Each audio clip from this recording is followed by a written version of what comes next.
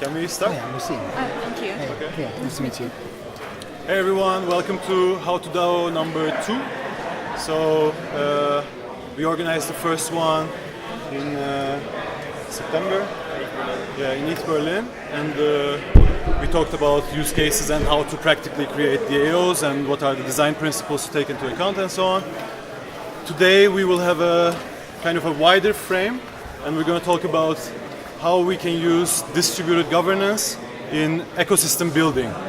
So, and obviously what are the design principles that we have to take into account, issues about security, issues about participation, and yes, what are the kind of design principles that we must follow. And maybe our speakers can introduce themselves so I don't have to. We can start with you. Hi, Elad Verbin, a scientist and VC, computer scientist originally doing algorithms, came to Berlin, realized that investors into algorithms is the most important thing I can think about doing, and started doing that, launching our fund in January. Hi, I'm Wasim. My background is in science and the arts. I found myself running an independent cryptocurrency research organization called Parallel Industries, where we do a lot of network level analysis. We also look at governance asymmetries in peer-to-peer monetary networks. Hey, I'm Kia. I work as Director of Strategy at Gnosis, which was originally a prediction market platform, but we've expanded to building DEX market mechanisms and a secure mobile wallet as well. Previously, my background is as an artist, developer, researcher, etc. And I help at Gnosis and also in my own practice kind of leading DAO initiatives, and I have experience with small cooperatives as well. So I'm trying to bridge the kind of large-scale cooperative mechanism solving with kind of smaller-scale cooperative experience. Hi, my name is Anish. I have a slightly varied background. I have a degree in medicine and physics and math. Been a cryptographer and a strategy consultant before going into blockchain. So mostly I look at the governance structure from having worked on various ecosystems before, largely in open source projects, and seeing the possibility of how those learnings could be implemented on blockchain. So I'm Daniel. I have a background in economics. I was working in consulting before joining crypto, and I've joined a DJ, and now I'm doing research in token engineering, decentralized governance, and how to build kind of new societies around these frameworks. So I work also with Gem at Horati, and I work at Pandu, which is a decentralized GitHub, where every content or push is turned into a DAO with its own governance. All right, so I think we can start with kind of a historical perspective of collaboration, going from like this creation of public goods, where we're coming from, and what is its relevance today in kind of open source projects and multiple projects contributing to the same goal, kind of. And what do you think are kind of the problems we are having or frictions we are having in terms of coordinating these players to reach a common goal as of today? Should I start? Yeah, please. Go for it. So I think it's the tragedy of we have new engineering, but we haven't solved the problem of humanity, which is aligning interests. So we have great collaboration technology in blockchain, in cryptography, and so on. But in the end of the day, the free rider problem still exists and is as hard as ever. And the tragedies of the commons still exist. And we have better ways to set up economic systems, new economic systems that try to align interests, but we haven't made a lot of progress on actually how to achieve this. So I think we're starting from a very basic ground of how can we fund public goods. If you think about it, the nation state has actually done a really good job about this. I mean, roads exist, we all got here through public transportation or through the road system. So obviously someone has learned how to create public goods in some way. If you ask me, it's because they use coercion, but never mind. The question is how we can create the public goods of the next 100 years. what is the fundamental difference between kind of the hierarchical system or the nation state and what we are kind I of? think coercion. I think coercion is maybe the biggest difference. I mean, can I agree to disagree? The way I would describe it is, it is possible that humanity used religion before coercion to achieve this. And now it is possible in the ecosystem that some of the belief systems, at least in some areas, these belief systems are actually making people to overcome the tragedy of commons. So religions normally say, you know what, you have life after death or things of that sort. You have delayed gratification. So the challenge of humans is human decision biases. So how do you actually overcome human decision biases? We could either have a BCI, a brain-computer interface, stuck to the brain and actually, really reward good behavior and actually punish bad behavior. Sorry, I'm just being very radical. Let's take it a step further. So if we talk about faith and something extending beyond the lifespan, that's like skin in the aftergame. Yeah? There you go. But I also think for things that we gladly opt into, we don't call it coercion, but you could say the same. And the nation state or religion or any kind of infrastructure has been really good at building public infrastructure. And when that is something that we see as in service to us, we don't call it coercion, but increasingly that kind of public infrastructure becomes non-opt-in. And you could say it's coercion by being the kind of only existing system, right? And you could say that kind of algorithmic service is tending towards that same extreme, where there's a lot of opt-in kind of skin in the game, put it forward or not, but like whether you have the right to be able to do that and whether there's only one system that it totalizes towards is kind of, I don't see that tendency necessarily going away, so I would slightly disagree and say we can't necessarily overcome what I think is like human perceptual fallibility and just its ability to organize, but we can maybe set up systems that have less historical legacy and fallibility related to human perception. I'll probably add one thing, just give you examples to just give you why recognizing human decisions is very important and actually making sure that human decision biases are not being used in the wrong way. So if you look at human organ donation, if you actually by default say you have to have opt-out, i.e. if you die your organs are going to be donated, the organ donation goes up because you have to put in extra effort. But if it's set the other way around, organ donation is very low. So there are ways in which you can actually nudge human decisions to actually go in the right. The same way, Facebook had figured out that we have in our brain a dopaminergic center which gets a high every time we click like, right? And it's being gamed into doing things that we don't really want to do. So the balance is understanding, okay, how do we actually understand that we are being gamed? Who actually is the observer in this frame of reference? Who would act as an arbitrator if I challenge somebody, calling them out on can a DAO kind of infrastructure represent the value that the commons actually have? And will it be willing to stake its resources for the common good? Can you maybe say a few words about control society? Yeah, so I think, so you have to create, as an alternative to religion or a nation state, sort of voluntary communities where people can join. And of course, like as you said, if you make a control society, which is that basically you give benefits, but you also have rules that are integrated into the system, they can also be kind of perversely set up by the people to kind of set up a crowd-decided Chinese social credit system. Yeah. The problem is like there's an information asymmetry.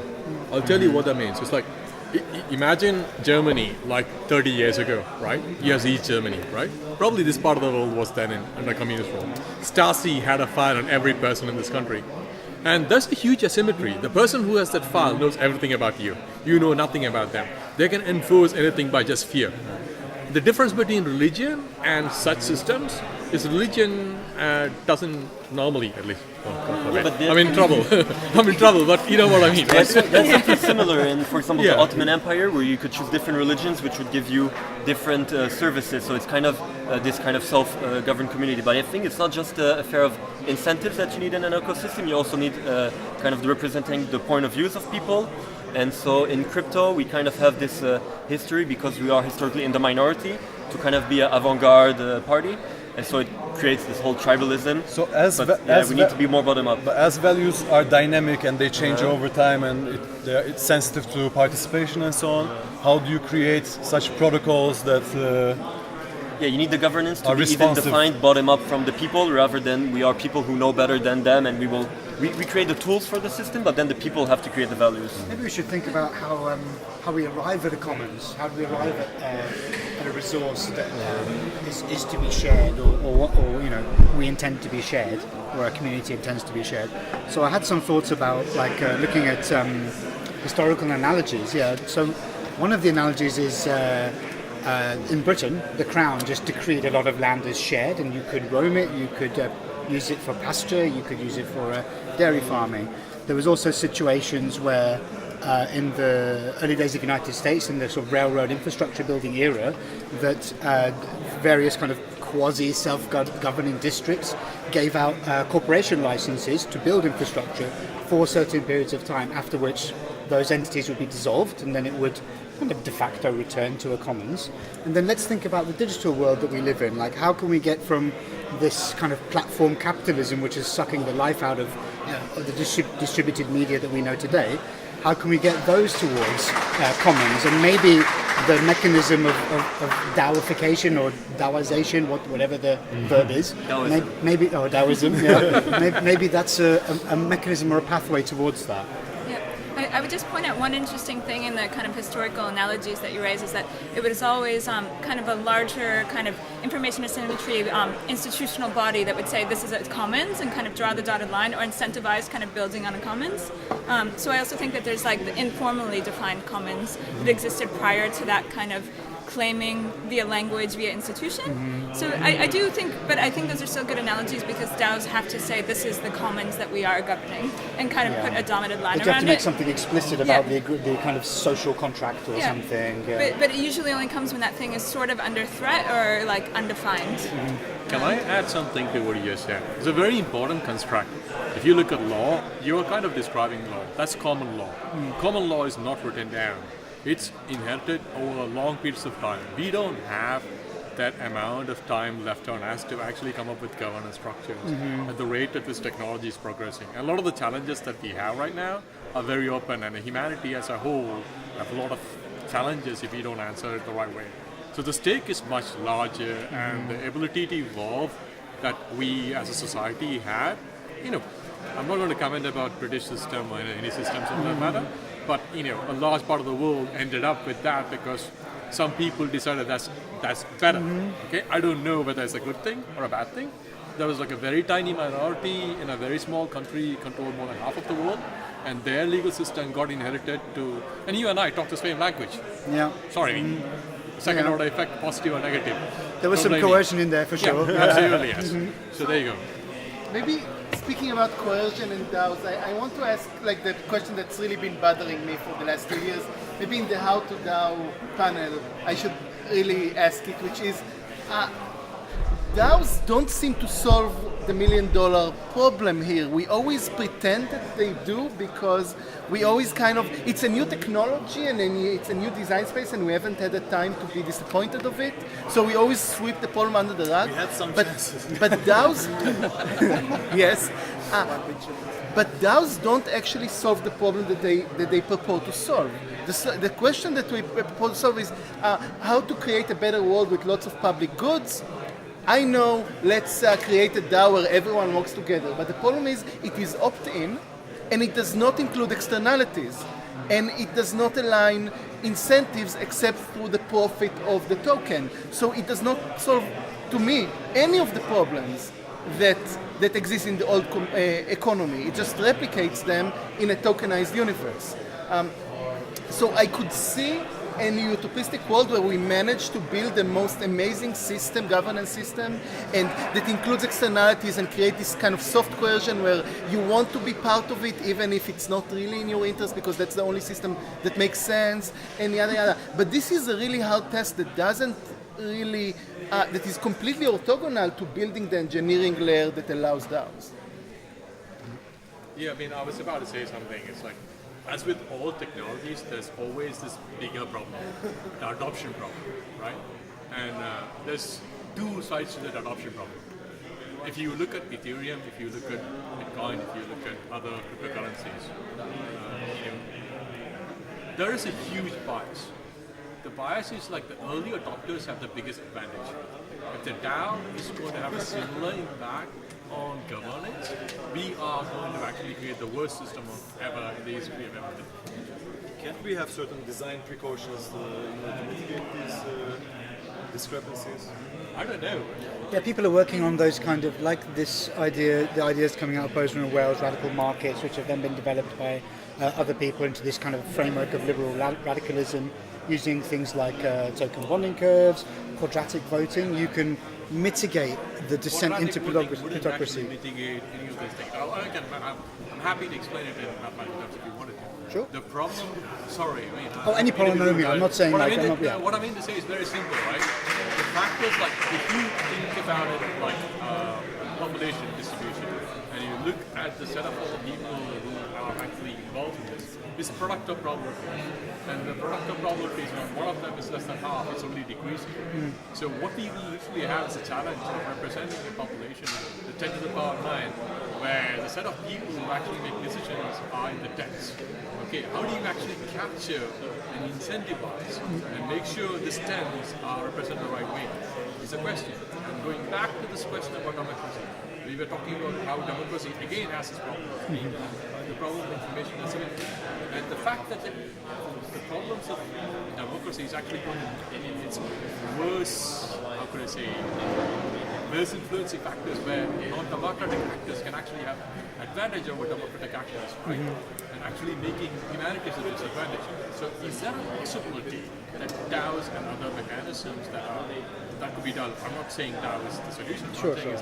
DAO could be a tool along with other things that we could actually put in place to look at the possibility of looking beyond topics where challenges the current governance systems, like the classic example of democracy. The democracy, every leader is under the challenge of the next election. Everything they're doing is aimed at the very short term. Humanity needs long-term thinking. Is there a mechanism by which we can have hybrids? Is there a mechanism by which we can actually drop things that have worked so far, move them across to things like DAO or other things? I don't know. What I feel like we're seeing right now is because of a response to crisis where we both can't think more out of 4 years, but we probably can't think beyond 3 generations. And I feel like the response to that crisis is not just DAOs or blockchains, but trying to put mechanism design in the place of where political economy used to be, and trying to have that surface as the full kind of governance structure. And to me, that would be like the main question of this panel, or how to DAO, is to what degree do we want kind of mechanism design to become like 100% overlap with political economy of the future? And do we think that that can encompass all of the kind of very radical actions that need to be taken over the course of the next 3 generations? And like, what are the other alternatives? How do we DAO end? It's like, yeah. Well, beyond autonomy, like to kind of answer what we put over, it's like what the DAO gives you compared to traditional organization is to set the incentive in a decentralized manner. So once you start getting DAOs that are of critical size, we will see if setting incentives in a decentralized manner is more powerful than setting them centrally. And that will kind of be the test to see if they can provide better services and if people voluntarily participate into them because of the advantages they give. Removing the representation, the kind of an Athenian... Yeah, they can also coexist together, the whole system. You can build term limits of the participants in. You could also build in like end of life, like we did with the railroad corporations, so that these things don't continue to suck resources, influence, and so on. The City of London lives forever. Yeah, exactly. So we need some stop dates on some of these institutions. And in a way, the DAOs are this kind of very similar to corporations, that they are immortal and they live beyond themselves. So kind of to narrow down our focus into what this all means for the governance of the Web3. So not as the foundation, but kind of this movement of Web3, like designing the next stage of the internet and value sharing and so on. Why don't you give us the TLDR of where we are now with Web3, and then we can start to speculate on how to move forward. I think there's 2 different ways of looking at this. Like in the frame of Web3 Foundation, what Web3 Foundation is doing as kind of branding themselves as the pushing mechanism behind this movement, or as kind of Web3 as a more arbitrary, subjective definition and how we can push that forward. So I think there is a stack and there are multiple stakeholders, and this is kind of the perfect case because it's developing some open source public good essentially. So it's the perfect case to test our capabilities in terms of decentralized governance and how this can have positive impact on the open source development. So, who are the stakeholders and how can we integrate these people or these teams in a decentralized governance space? Well, that definitely does narrow it down a bit, and I think a lot of it probably overlaps quite a bit with the session that's happening right over there, which is design thinking for blockchain. But I think it would be really useful just in the narrow context of like Web3 stewardship and governance, looking at design patterns for how to set up DAOs. And I think the most important part of DAO setup is actually less the kind of voting mechanism, because you could iterate and experiment, but the initial distribution and the identification of different stakeholders and what kind of, how to onboard people to that, and when it's opt-in, and like how do you have relative versus absolute majority. But I think design patterns, is everyone familiar with like a pattern language, Christopher Alexander? So something like that, just like kind of what gave rise to the first wiki, basically, but saying like if this then that, saying like this type of kind of initial distribution with these stakeholders begets this type of kind of governance mechanism or this type of stewardship in a generative, very loose, iterative sense, I think would be a really helpful step. And one problem that we were discussing with Elad is about the participation. So, like existing stakeholders who hold, let's say, lots of authority or power in the system, how would they allow for wider participation in such an effort? Can I jump in and maybe lay out some lessons from history about some of the previous DAO experiments that haven't gone so well? So I just, last month I spoke in the Ethereum Classic Summit, and I stood on stage and told them that they should reconsider DAOs. And that was a little bit of a brave statement, because I think we all know the history of Ethereum and Ethereum Classic. But they're open-minded enough to see that this thing may be a worthwhile tool to adopt in the future. Another area that I've been investigating are the quite simple DAOs that run the treasuries of masternode networks. So you can think of Dash and PivX as quite good examples of that, where a portion of the block reward goes into a treasury, and that's allocated based on a bunch of proposals. And what we started to notice is that... You should be very careful of Dash. If you look at the analysis, 78% of that goes to one particular person. Yes, so you just stole the wind from my sails. Yeah. So the Insta-Mine cartel of Evan and his friends, they control an awful lot of the masternodes. One masternode, one vote in the DAO. And so basically they have not quite a veto, but it's quite oligopolistic, let's say. And so we noticed some overpriced proposals getting put through, and some fairly priced ones not making it through. And then I started to speak with some of the Dash core developers about this. They were really happy that people were looking at this. And then somebody brought in the... massive changes. All the guys have been changed. Yeah. So I know the investors, I've talked to them about this. So they were looking at this, and nudging was done by people like me as well. Good. So it's probably a thing to do, like, in all fair honesty. In all fair honesty, spend some time as a society, looking at what's happening and trying to understand, is it going in the direction that we would all like it to go? Message it. I mean, share what you think is happening with the wider world. But it's good to see these things that go wrong. I don't do that, but I would expect. Well, I'm writing quite a lengthy paper about dictators, cartels, and pyramids in these P2P monetary networks. So PivX is even worse. The developer of PivX came to us and said, "Thank God somebody's talking about this now," because the voter participation is so low. We're talking like less than 30% on most of the proposals or most of the rounds, and one block they control 20 to 25% of the vote. So it's just a veto. I mean, welcome to your new middleman. Yeah. I mean, I think the thing I was about to say is like there are probably ways by which you could solve it.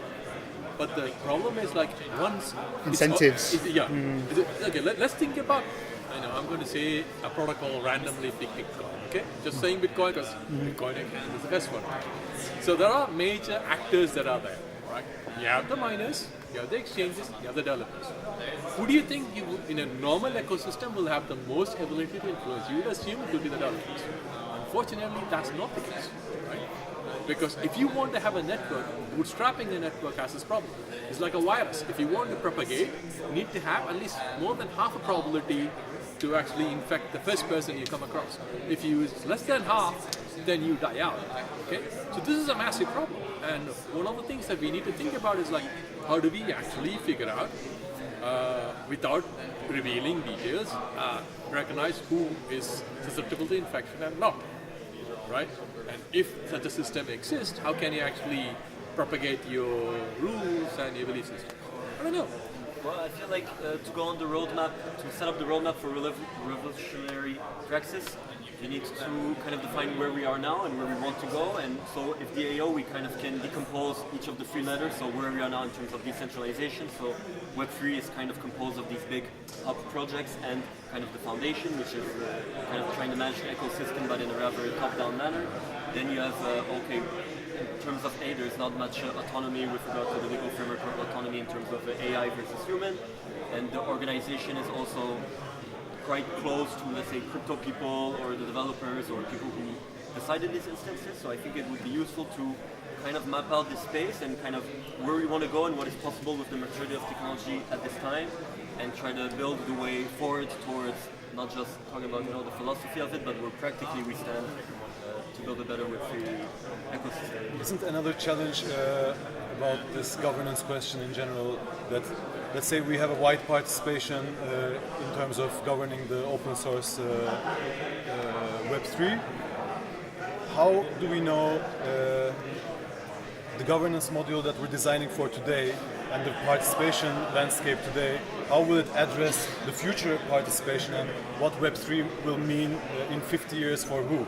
Yeah, it's very difficult because for now it's more about aggregating developer talent but the road to mass adoption and then how kind of systems and society will evolve once you have that is completely different. So it's very difficult to predict how things will work once something that you cannot predict happens. So we need certain gateways that will... I think the way you should think about it is, like, generally speaking, what you need to have is the ability to upgrade yourself, right? Yeah. So, and one of the things I was thinking while you were describing is, like, you mentioned the question about AI. Humans now, on our own, we probably have reached the limits of what we could achieve, and we already are, collaborating with AI. Everybody has a phone. We look at the phone all the time. So, our interfaces with machines have reached a point where we need to actually start thinking about humans plus machines. And the next thing is, like, can we actually use or leverage the machines that we use to help? I'm just thinking out loud, because human decision biases are human decision biases. As far as I know, machines don't have decision biases. Okay?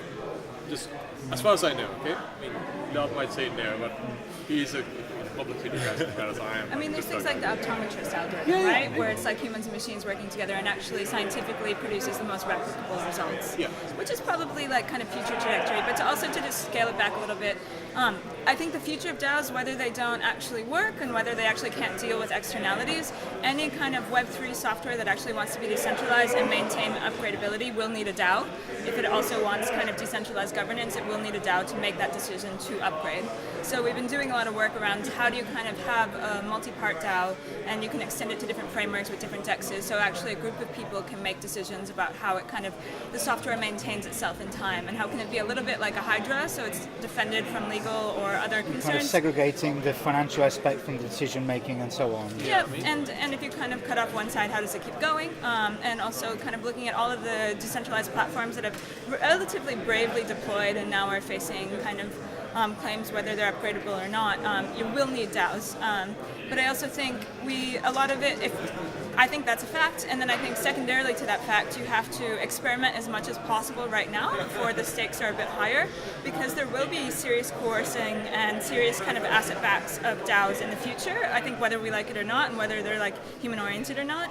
So like we're working on like decentralized architecture experiments where you can set up basic organizational structures, and you can do something where, you do kind of basic game theory experiments where you say like 7 of these people have an incentive to have this outcome, 3 of them have an incentive to have this other outcome, and then you test the governance mechanism to see which is more manipulable, and you kind of do that over and over, and then you can score different mechanisms. Of course there will always be the kind of 0.1% or 1% that's unpredictable, but I would like encourage a ton of experiments now, whether DAOs are right or not, there will be something like that in the space. How do you prevent kind of the black swan event of democratic comparative systems? For example, democracy works perfectly for 200 years, but once in a while it leads to the tyranny, and then you have like nuclear war, Yep. Like, it's all just probabilities. like you need to experiment, but you also have I agree, but I also think that a lot of the things we're talking about as kind of solvable problems are actually relatively intractable. I do believe in progress in a general sense, more of an ecological sense than necessarily like a human one, but I feel like the kind of probability black swan event No, I mean, I probably would agree to disagree with you because Yeah. I'm very much against this set of all people who think simulation is the best way to understand security. I would say it's been proven wrong again and again in crypto.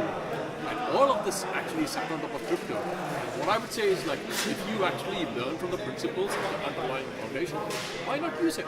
So crypto, if you define a protocol, there are very clearly defined ways by which you test it before you release it. In the crypto world doesn't like the blockchain world. That doesn't happen. That don't happen at all. Okay, so I was saying that more in a kind of philosophical sense, that the probability of certain interactions in the absolutely, world. yeah. But I mean, like, we're like formally verifying all of our code and stuff and auditing. Like I do think, I'm not saying that experiment and see how it goes and whatever, if it fucks up, that's fine, but just experiment as low stakes as possible, as much as you can. We don't even have a choice because like governance is something that is social and that can only be tested at scale. So like in real life. Yeah, so compartmentalization is actually kind of the solution as security is concerned, but like you said, some things don't work without scale, so you can't be too cautious, right? You won't see a lot of this kind of Six Sigma emergent behavior unless you've got the scale to make those infinitesimal probabilities realizable. Yeah. And so, like, who are the stakeholders in the development of Web3, and what can DAOs do to bring these people together? What resources can they share? How will the DAO governance of Web3 look like? From each according to the ability to each according to their needs. I mean, like maybe developers should have more say about development, and people who kind of are more on the social side or experiment side should also have more of a regard on that. But is development in crypto? Yeah, it's a multifaceted. It's like lawmaker. Yeah, so in many ways there are very few people who are like developer in that sense. I mean, I'm just saying, like, look at the open source ecosystem. Look at projects that have really succeeded. Unfortunately, what you notice is a benevolent dictator kind of thing has worked very well, but it's a very bad model. I've kind of suffered one of my projects that I worked on a long time ago going to the next model and got totally fucked. Oh, sorry, apologies. And the guys left. We're already. The lead developer actually left. The project was called Adukopter. It was then called Drone Code. Drone Code got into the Linux Foundation. And the way that the Linux Foundation is actually being done is not optimal, right? And what I'm saying is, like, maybe what we need to learn is, like, okay, understand how large open source projects have actually evolved. The governance structure of the Linux Foundation didn't happen day one. So, okay, if you wanted to check in kernel code, it wasn't like, I woke up, I am a genius, I'm going to write this, it's going to go into kernel. No way, right? So, and this is true of most things. It's like, if you want to practice medicine and you turn up and go, I'm going to open your heart up and I'm going to plug it to your heart-lung machine. No way, that's not going to happen because the stakes are pretty high. People understand if randomly somebody does it doesn't work, you're not going to be in a box, right? Why is it that in the crypto world it's acceptable and it's doable? I mean, like, we probably need to learn the lessons. We can't be ignorant of the lessons learned from open source ecosystems, other ecosystems where governance is important, where standards are created. The reason why standards were created is because the societal cost of running too many experiments were very high. So we need to understand those and maybe find some way of parking it somewhere. I don't know. I mean, this is a huge problem. Whenever real world meets the decentralized world, there's a mapping between the centralized world where all the normal governance structures exist, okay? And you need to do a map. You can't bootstrap a decentralized system without having that map. This is part of the problem we are having. So, rather than dancing around the problem, we should probably start thinking about, okay, what is it that we should map from the centralized world to the decentralized world? How important is that? And then, then think about, okay, we can have a weightage, we can have lots and lots of things that we could learn from other people and other people have done research on this. And what are the native kind of use cases of DAOs that don't exist in conventional governance system that exists in the real world? So, I don't know. Sorry. So I- coordination at scale and. So I think the biggest strength is not how to reproduce. So the biggest thing we're missing is not reproducing the stuff in the old world and not inventing new stuff per se, but rather the advantages of lack of friction. So the big thing about a DAO is not that it can create $1 billion economy where everyone votes. We have this, it's called the publicly held company.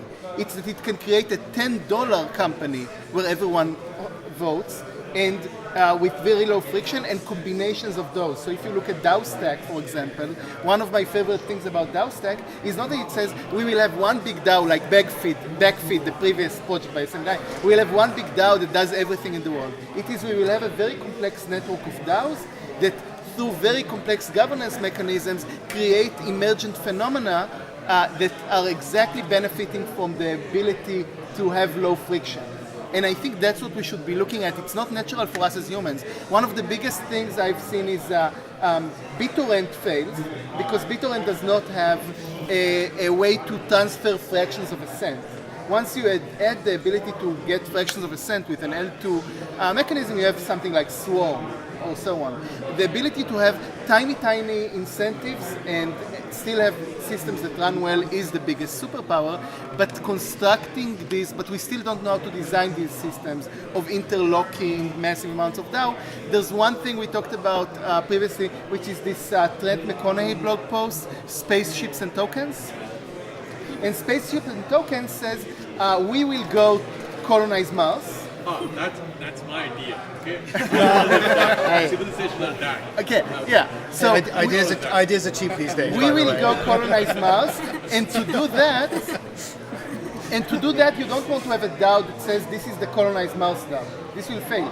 You need to break it into manageable chunks, 10,000 manageable chunks, make each of them into a DAO, and make them into a DAG that says, if we traverse this DAG like in a civilization tech tree, eventually that's what it is. we It's will like, occupy how do you Mars. decompose a civilization? Yeah. And the thing was like lower down in civilization. It's a very important thing for us to understand.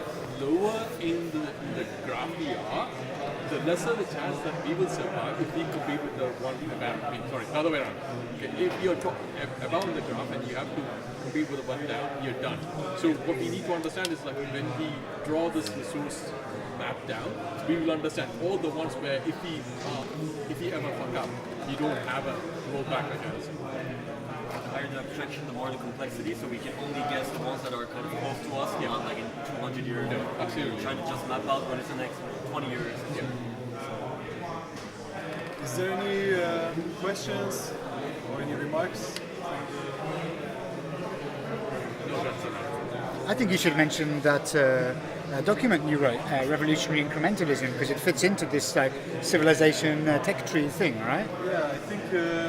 How did you get your hands on it? Because I didn't publish it. Don't trust, verify. Yeah, so I think it has to do with this kind of protocol design, giving too much power in the hands of the designers or developers.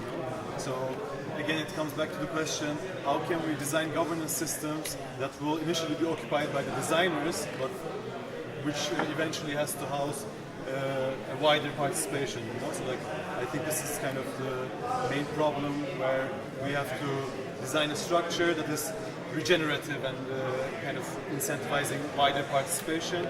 And also plastic as well, that it can adapt to the environment as that changes. Yes, definitely. So Yeah, I would like to connect the notion of ecosystem to kind of the whole idea of nature 2.0 and kind of DAOifying nature. So kind of doing the Web3 ecosystem is not just talking about the project, but also kind of the tangible assets that we can bring into this whole framework. And so we have to figure out a way to also map out this. So distributing autonomous agents. Exactly, giving autonomy to multiple agents that are either human or non-human, or AI. So taking DAOs kind of outside of the context of only human governance systems, but So yeah, the question is, with a DAO, you can kind of, like TerraZero do these self-owning powers, but then there's the question of, what if, for example, what we're doing that's very interesting with the Genesis DAO of DAO Stack, is that we're kind of performing actions and getting paid for that, like contracting to a DAO. So what happens once you kind of incentivize like a mechanical Turk for human actions, you have either kind of zero friction in the way of work, but you also have the danger that if people don't sell just their economic time, but they kind of DAOify themselves. So for example, young Nadal wants funding, he DAOifies himself. Once people start selling their governance, then you have a risk of moving to not only like contractual or wage slavery, but to debt peonage or Yeah, I mean, it's the slavery, same you know? thing that happens in underdeveloped countries. You go to places like India, they, you know, if you live on a land of somebody, the guy says you should vote this or do that. It's like we probably need to figure out how to. Yeah, we have to keep that you can govern yourself, but that you should not be able to transfer the ownership over yourself. You know, this is a dangerous frontier that I see. Yeah, so when we talk about open source development and contributing to such movements, I think there's two types of, or some kind of a spectrum of incentives that we can talk about, being feel good or kind of being part of something, to economic incentives. So like, how do we navigate that spectrum? Is it, does it being on one side take away from the design or the eventual outcome that we would like from such an effort? I think they're both tools, aren't they? So if I understand right, you're also working in kind of the creative sphere. And so, you know, in the creative sphere, monetary reward is not always the primary driver of something. You may have that kind of artistic imperative or the desire to express yourself outside of it. Immortality. Or the legacy or the ego thing, or maybe it's just to connect with some other like-minded individuals through the abstract aesthetic appreciation. And so in art, I see quite a lot of very non-commercial activities, but they could still benefit from this kind of digital collective superstructure. Won't you say that there is the case that today we are not efficiently allocating incentives for open source development? In terms of economic incentives are concerned. But there's also a lot of studies how sometimes injections of funding kill open source projects. So there isn't necessarily a kind of roadmap to do it. And it was interesting in Harry's talk this morning when it was like, it's revolutionary that you have an in-built payment structure. And it's like, so, because it fundamentally changes the nature of open source. Like, there's certain projects that are trying to do it on like a directed network graph that you kind of get payouts according to kind of network contribution, which is very interesting. But I think in terms of having the one-to-one incentive model, that is not a resilient or sustainable way to go, even though we'll probably go that way. That's my feeling. Kind of like Steam it, Yeah. not becoming kind of like the incentive generator that it was promised to be. Well, it generated a lot of incentives for a very small number of people that were there at the start of the network. Yeah. Yeah. So I have a question. Sure, go for it. So I think DAO is a subjective concept compared to the consensus, which is objective concept. And so, and for human outside any DAO, so this person should also know which DAO is good or is well functioned or What are we talking about when we're talking about the DAO? Yes. So I mean, we should. Is there any way to achieve some kind of objective metric on the DAOs to outside the? I mean, like a quality score of a DAO or something like that. Yeah, Okay, reputational score. yeah. Bootstrapping and reputational scores are non-trivial task, and that's the biggest problem. And that's how mostly the people who are early adopters really skew the system, right? So that's like incredibly hard.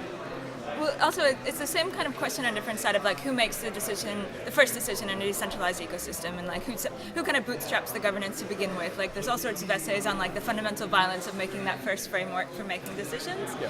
But we're also like one project I'm working on, DAO Zero, with a federated group.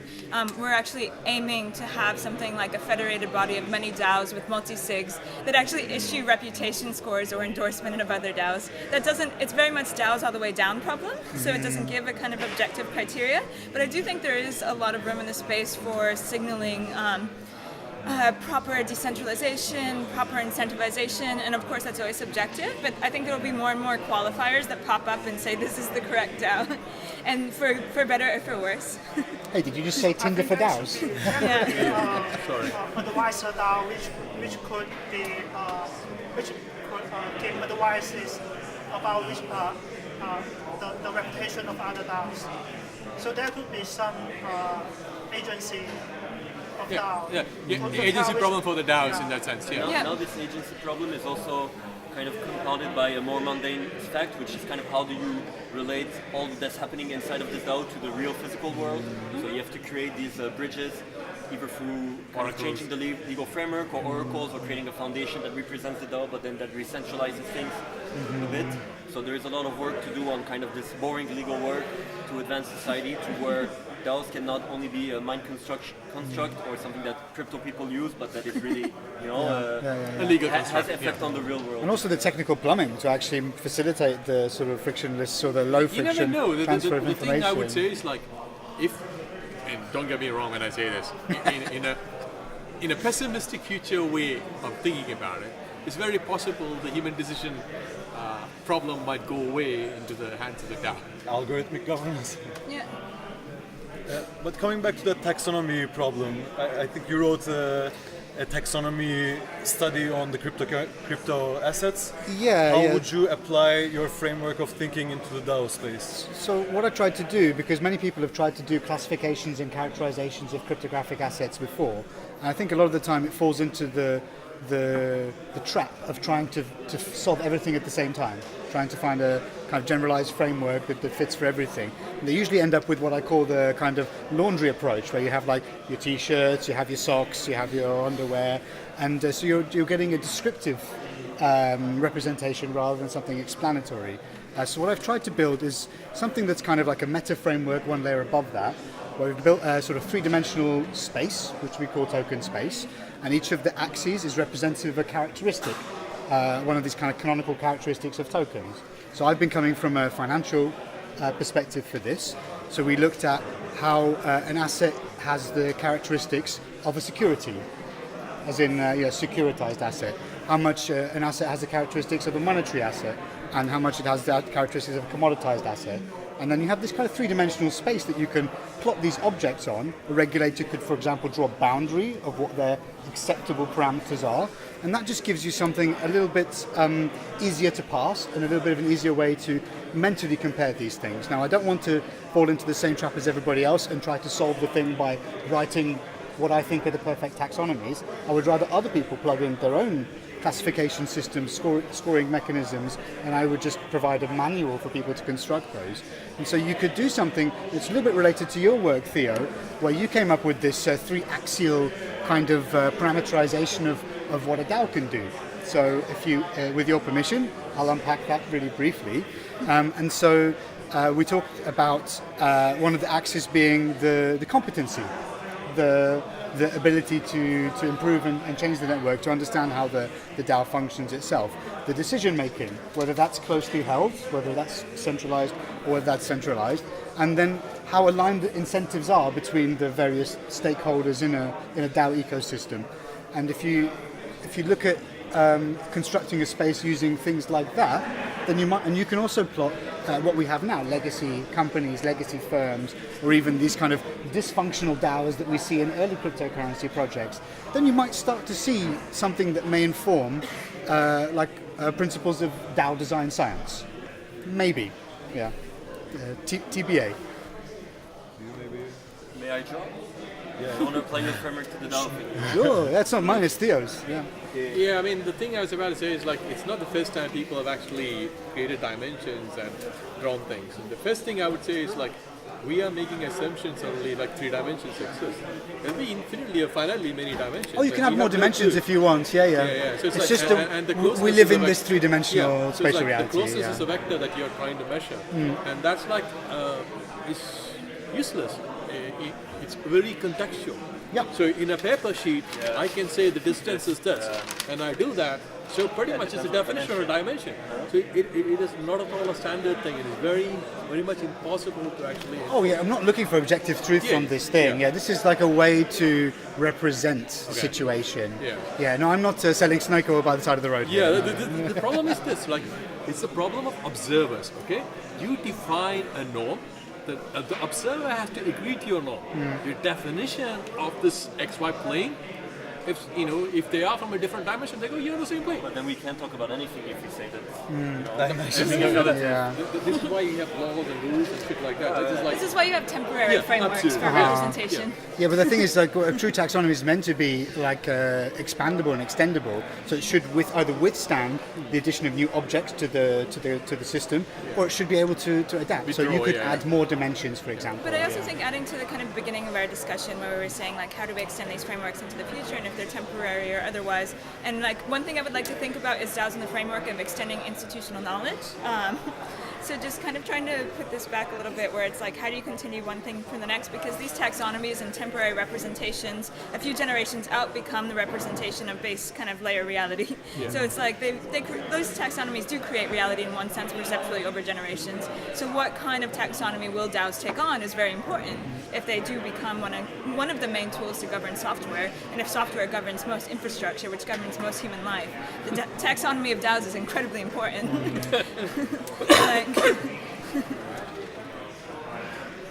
Can I ask a question? You are that's not kind allowed. of Once you're Slightly back. changing the topic. Just a quick.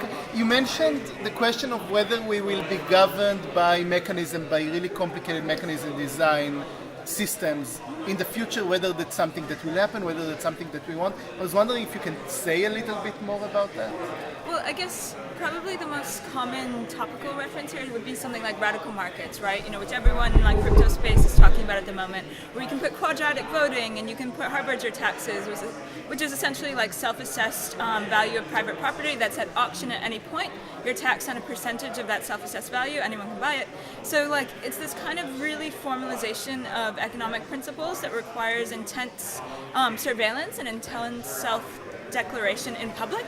And to me, that's kind of making it very individualistically mechanism designed for how you think about assessing everything in your life. Whereas it used to be kind of a separate sort of, I'd say more an industrial model, like a kind of, what's the term? Kind of more of like just a general industrial political economy where it's top down. You kind of only have to self-signal and value when it's asked of you. You don't have to do it from the start. So with mechanism design being on an individual level, you always have to kind of put your stake ahead from the first start instead of having like a state political economy. Does that make more sense? Yeah, I was about to add something more to it. The cost is much higher. Of what? Yeah, the mental cost. Yes. So, just the cognitive cost of living in a kind of mechanism design versus political economy is much higher, which people kind of underestimate because they think it's liberating in one sense, and it also is incredibly costful in terms of data storage. And even harder, the skewing in the population will be massive. Yeah. Okay, we have a normal distribution of humans, and our intellectual abilities are bounded in a skewed sense, and that skewing will exponentially, because every round it's a exponential thing. Every round you make a decision, you are being skewed massively. How are you so sure that it's so much more expensive? Because the whole, state apparatus and creating rules and having lawyers and having courts and all this system, it has an expense. Of course, running a DAO and creating mechanism design has this like mental cost. It's easier for people just to submit to the system and run through it, but there is a huge cost that comes in terms of their taxes, their freedom, their ability to do things. So the It's costless. Sorry, real quick on that, but this is also where we'll see the dangerous trade-off where we do have that mechanism design in place. Everyone's way too cognitively overloaded to feed into the system, so we offload more and more kind of agency to algorithmic governance, and that's probably how like evil algorithmic governance starts. But it can be intuitive, like you use an infrastructure, it's like you're paying the road, it's not that much cost to it, I'm going to take the road or the road I pay, the road I don't pay. Yeah, there's like this nano barter idea where barter is actually incredibly efficient for matching a bunch of different resources, not just A, B, but like A, B, C, D. But then that costs a lot of mental energy. But once you have something like Amazon in the future, it kind of knows what you want and knows your preferred value, what you'll pay for that. So you can offload it all to that, and you can essentially do large-scale barter if we were to survive 7 generations out. The problem is the following, right? You have to then be 100% assured, A, that the data that they capture is true, B, the algorithms that they run is fair and transparent, and C, they have no incentives to screw you. Yep, and I would say that that's probably 95% impossible on all three counts. Absolutely, yeah. Like, yeah. Does it answer your question?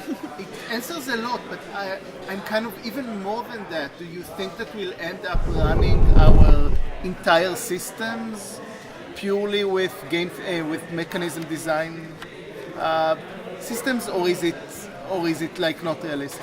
Well, my view is that we would potentially, if we were on the same level of technological progress and trajectory that we're on now, if we continued at whatever that rate is theoretically, then yes. I don't foresee that like planetary infrastructure will last us enough that long to get there, if that makes sense. But I'm also an optimist still, nonetheless. Well, can you quantify love and these emotions and abstract things like fear? Can you quantify that and make a system Probably. based on what a person? Yeah, maybe a BCI. Yeah, if you want to. It's like extreme scientific reductionism. I mean, The only thing that AI can't do is like a certain self-reflexivity. Now, For now. Yeah, but I'm saying people always say, oh, it's love, fear, whatever. To me, it's just like the ability to ask what it can't do. So bringing markets kind of to such intimate distance to human nature, we will kind of become these prophesized agents and agent-based modeling, because we will constantly have game theoretical approach to the decisions that we are taking. Yeah, but I also don't know how long kind of network or technical infrastructure will last. If we do reach the 2-degree mark, servers are in trouble. A lot of servers are in trouble at that point. Well, this modeling is great for. It's like I can give you the total number of atoms in the universe is 2 to the power 128, give or take, right? So our hash functions are 2 to the power 156. Right, so you put all the terms together, for every time you actually create a governance structure, it's a computational and energy cost. So you can think of what's this called, in the thermodynamics you have this demon that actually does the thing. So there's a cost for a demon that actually needs to make every decision. Decisions, whether it's human or otherwise, has a cost. Human brain is one of the most efficient things we have known so far, okay? All the machines are incredibly inefficient. So every time you do this thing, we need to understand that the cost of doing something, some points in time, it might be worth chopping it off. A bell curve, a lot of decision-making processes, they take like 2 sigma on either side. And I'll give an example. Healthcare, UK, National Institute of Clinical Excellence. They create a protocol. The protocol is like, if you go to a GP, what is the test that they will run, and what's it that they should rule out before they give out a whatever, right? If you are on either side of that curve, right, you're done. If you have a rapidly progressing disease and you walk into your GP and your protocol hasn't been made for that, you're done. So there's a large chunk of those things that we can understand from the so-called mechanism designs that have gone south, because we've already tried some of them for various purposes. Maybe I don't know. I'm just talking out loud. Yeah, one other thing to say is that, this is the point that you brought up with our soon-to-be crumbling existing infrastructure. So a lot of these models imply or require the simplification of a steady state, an equilibrium, or something close to an equilibrium in order to kind of model it and make forecasts. But if we have the backdrop of things crumbling as we're building these systems up, we may not have this steady state in which to, this kind of perfect laboratory in which to do our experiments, which may just make it more complicated. But that is the case for DAOs, no? So updatability and reflexivity of the systems to kind of external rate of change. Yes, how we do that is, maybe that's number 3 or something. In terms of DAO development and also Web3 building, there has to be, in the stakeholder definition, the people beyond ourselves, Like not just in this room, but in the crypto space. You can't build a system for humanity that is just based on us. There's a self-selection bias. Yeah, but there should be a way to, airdrop reputation or whatever, but to be more inclusive of people, and DAOs is going to be very important. Yeah, I also think there's something to be said for something that's like random allotment, random airdropping, and also incentivizing randomness on a different scale that you incentivize kind of normal actors, because having that little bit of noise in the mix, I think, does clarify things. Like little design patterns like that, I think could help. And I'm talking on like a 3 to 5 year scale. I think after that, we'll see whatever happens. And so from that high-level philosophical conversation back to what are the security issues that we have to be concerned today when we're engaging in distributed governance efforts, especially with regards to you started with the historical perspective, you gave a couple of examples from masternode governance. Maybe one of them is a software flaw, one of them is a software shortcoming, and the other one was like a kind of a problem with the economic model of the systems themselves. So those are kind of the 2 main issues I see. I suppose there's also the social. But again, for the software, can I be the idiot in the room as the security guy for 20 years? Can I say a few things? Lessons learned, very important. Day 1. Assumption is humans translating whatever the requirement, number 1. That's normally the biggest problem. Secondly, the language problem. Like all things, when I say interesting in a British sense, you think it's interesting, but what that means could be something else. Okay, that's a language. Keep in Third, touch. yes. And the third thing is the hardware, right? You assume 2 plus 2 on this hardware is 4. It might not be 2 plus 2 equals 4 at all times. That's just the start of the problem. So dimension language again. Absolutely. You have to cut the sausage in pieces, because if you put everything at once and it gets hacked, then we get the DAO 2.0. So it's all about experimentation, starting with the small and trying to go from the particular to the general. But in these like halfway to zero constant mapping problems, like what do you suggest to what degree do you think mappings can ever be close? Because I feel like you're kind of objecting to certain things based on the impossibility of correct mapping. I'm not saying it in that sense. It's like, Well, I'm just asking what your the kind of positive take on the other side of that is. So, I'll be very honest. I've spent a lot of my time thinking about the ethics of AI and thinking about solving the novel problems. What I was trying to articulate here was my fear in seeing one of the possible best ways of humanity to compete a massive leap in AI and what you were describing, what it doesn't have. Having one fine morning, and as humans, we totally being gamed because of our human decision biases. So I don't know. It's like right now, however much we try to do this, there's an alien test that I apply. So it's like drawing from Chomsky and linguistics kind of thing. I go, if there is an alien turning up and deciding, drawing a line between a human and a machine, where does it land? Maybe that might be one way to look at it. So, that I don't know. I don't have an answer. It's like agreeing to the fact that you don't know and you don't have an answer, I think to me is like a super important thing. I would do that. I'll say, I don't know, I'm worried. It's often been said that God made the man in its image, but we're going to make AI in our image. So is it really possible to distance AI from the human that is making it because it's feeding our data? It's not like a objectively separate being from us.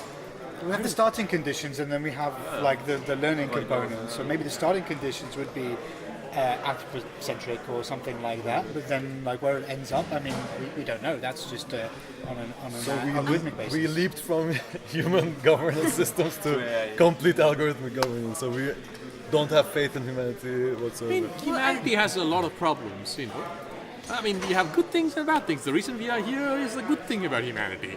We have lots of war that's going on, people being killed while we are talking, right? That's a bad thing about humanity. So, we have seen enough of Ponzi schemes in the blockchain world. That's a side product of that. So the question is can we have a fine balance? Somehow have a balance where we don't suffer massively from the type comments, massively from the human decision biases, massively from all the tricksters and the pranksters in the world. So I think there's this cure and the cause problem. We have this pace of change, and you mentioned that DAOs are a remedy in the sense that it introduces updatability on these protocols, networks. But also the pace of change again changes the governed or the scope of the governance. So it also has to catch up with wider participation. So how is this dichotomy going to be navigated? Is my question. Well, in the short term, on a pragmatic level, I think there's certain groups working towards that to be able to do the mapping, whether legally or to physical assets or to other things. Like Wall is working on a DAO legal API. I'm assuming that the good work will come from them, and there will be. I would actually be a fan of if there was a less direct mapping between legal issues and DAO functions as possible, because then it gives DAOs or just kind of new terms for bargaining rights in the legal system. I think legal system works really well on local or federated levels, but once it reaches a certain scale, and once it reaches a certain generational lag, it has way too much human bias, legacy, historical, random event bias. So being able to wipe out a little bit of that while putting in DAOs, I think is a good thing. So I'm excited for DAOs to kind of come in the back door and change legal frameworks that way, without anyone looking. I don't know if that answers the question. Kind of, yeah. And in this context, maybe you can mention about these licenses or what you find interesting in this kind of Yeah, legal there theory. is this idea that you can reproduce what has been decided inside the DAO, and like kind of you make a legal contract that's registered or a foundation, and you say anything that the DAO says will be replicated to that. I see there is an issue because the moment somebody's going to say, "Oh, I don't agree with what the thing said," then you still have a human lawyer, and it's kind of a matter of interpretation again, like common law, and the nature of language even as This starts to remind me of that book I told you about, The Dice Man, where somebody gives read up his agency to randomness. Yeah. And Let's be very clear. In our life, we are pretty much the outcome of randomness, right? Random spells, finding random eggs, Sure. random Okay, let's be more phenotypical specific. expressions. He gave up his free will to make kind of conscious decisions to the roll of the dice. You pretty with much assigned do that. outcomes. When you do if you ever use, no, I'm not kidding. Every time you do authentication protocol, you take your phone. Literally, there is a nonce being created, so that you can't do a replay attack. Sure. So there's an enormous amount of randomness in our life that we really depend on. We really believe it's really random. Otherwise, we are fucked. So, handshakes, elliptic curves. Okay. So, But both probabilistic, DAOs yeah. and the traditional legal system are attempts of using language to enact power or to build relationships between people. But the reason I mentioned it is because this guy's kind of giving up his agency to this external entity, the dice, and there's an analogy which can be made to the kind of the idea of giving this kind of legal power and agency to a DAO, and then where that might take you. Because in the book, the guy starts breaking laws because the dice told him to, and then you have that kind of the decision generation entity, and then the legislative entity cross purposes. yeah, just to bring this back to context and blame Trent. So Trent and I actually gave a two-part talk where I described the challenge. I described this challenge of BCI is taking over your brain, which is what you're describing there, right? It's a primitive mechanism. A sophisticated mechanism is a BCI, connected to your cortex. Your cortex, your perception of the world is essentially electrical representation in your bloody brain. If that is done, you're done. And you don't have any clue of whether you're dreaming or reality, because again, so the whole legal construct assumes a whole bunch of normality. We don't have a clue how that should be managed when that happens. So no, all those problems are open. I think our time is wrapping up, but we can actually maybe say a few words in order. We can open it up a little bit. Yeah, if we can anyone has also any open more it up comments. after that. What are the kind of guidelines that we can put on stone, paper, for an governance of an open source ecosystem effort? We can start maybe. I'm always left with more questions than answers. Good. Today more than ever. There can be guiding questions. But yeah, I think those are the best ones. I think for me the question is, now we have a lot of engineering mechanisms with DAOs, with blockchains and so on. Now the real work begins. I'm looking, because our goal, at least, because our goal is to create public goods and figure out how many entities, humans and organizations can collaborate to produce these goods while, dealing with tragedies of the commons and so on. This is, I think, the biggest human question there is.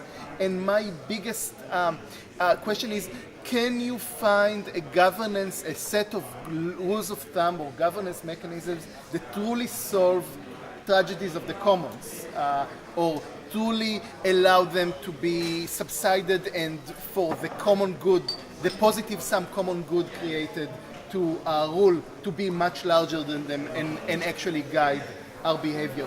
This is, I think, the biggest question humanity has to solve right now with climate change and so on, and with development of technology and with dealing with all the problems of the world.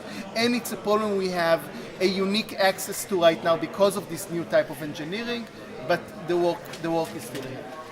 Yeah, I see it really the same as you, Elad. I mean, we've got these kind of new technologies which enable coordination at scale, or the potential for coordination at scale. And we have now mechanisms to experiment with and insert incentive structures into those environments to attempt to engineer them to work for the best of the ecosystem. And now the great experiments must take place, and we have to see whether, which of these concepts, which of these notions, which of these technologies flourishes and which of them expire, depending on fate and depending on the actions that are taken. I'm not sure how to summarize everything. I'd say in the short term, kind of DAOs, whether we call them DAOs or not, are here to stay as some form of software governance, and that if humanity were to continue on a certain linear frame of progress, governance would be done by software. Who knows when the servers are in like 2 degrees increase. But I would say just kind of short term, don't believe systems that are opt-in, try to identify diverse stakeholders, random allotment, and also, iterate at lowest stakes as possible because you won't have a chance after. Okay, I'm going to be the idiot in the room and say the obvious.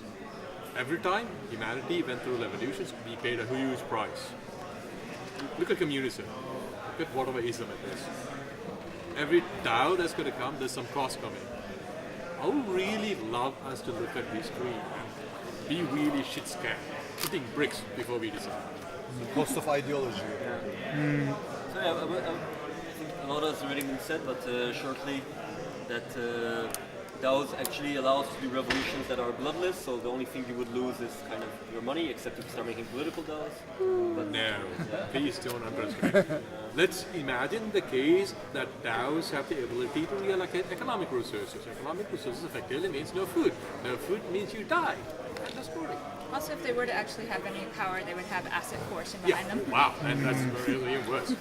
Weaponized DAOs, yeah. I was speaking to Luis from Aragon about this. If we talk about the conversation in blockchain governance now, it's about blockchains becoming weaponized, autonomous ones. So if DAOs are built in the same way, they could also be weaponized, right? Yeah, and sorry to also latch on, I would also just say that, like, I think in the blockchain space we tend to forget that nations are also backed by things other than economics. It's like a... Men with guns? Or? Yeah. Speaking of Not just men, we're in the 21st century now. Sorry for my sexist. Speaking of that, there's a thought experiment I like to run, which is, can you try to take the current nation state with all its coercive powers, the legal system and so on, and try to put it in tokens, create a tokenized system that replicates it, and I think this would not be very hard to do, right? Replicate a jail, policemen that get paid by the amount of criminals that they arrest, and then It's already happening in go the to US. trial. Yeah. And then jails, and then jails where the jailers dollar, that's not get rewarded tokens for the people. You use phone proof of location, credit system. and the people that they keep secluded from other. So if you can, so I think it would be very easy to create a tokenized version of the nation state. The problem is that it will be so much stronger. Yeah, will that be- is even better. It's a very efficient system. You can Yeah. run it like so many iterations and actually see the equilibrium and then decide. So Shoot this guy because of the number of people who's dead, we? it'll be this one. Yeah, who's the we that's running this nation state experiment? Isn't there so many risks in terms of exposure to paperclip maximization on many different levels? exactly, Capitalism already works like this. but you don't even need AI. I think there are balancing factors. Capitalism lets something better or for worse, be huh? destroyed. You know, in protocols, it's a bit harder to destroy Yeah, a protocol. because there's in no red incentives. button, I can create a copy of the nation state that will be so much more efficient, so much more aggressive, and hermetically kind of sealed. The current nation state is really porous. It really allows many ways for resistance because it's not very efficient. A really efficient blockchain-based system would be so much more powerful, and I think that's a big risk that we'll create these systems that are so powerful we can't stop them. Oh, here's an interesting point to add to that. So Venezuela and their national cryptocurrency, the Petro, they recently unreleased the second version of their white paper, and it's actually quite a big change from what they were doing before. So the idea is they want to use a masternode network, right? And so I haven't looked closely into this to see if there's a DAO involved in that governing that masternode network. Maybe it's the maybe it's the You're Madauro. probably missing Yeah. the whole point by quoting Venezuela. And I could probably say a few words, but because we're not getting into tricky situations. Yes and no. I think the key that the way I would describe it, going back to the cost function, right? Experiments have a cost function, understanding cost function, and try to optimize the governance structure for the cost function.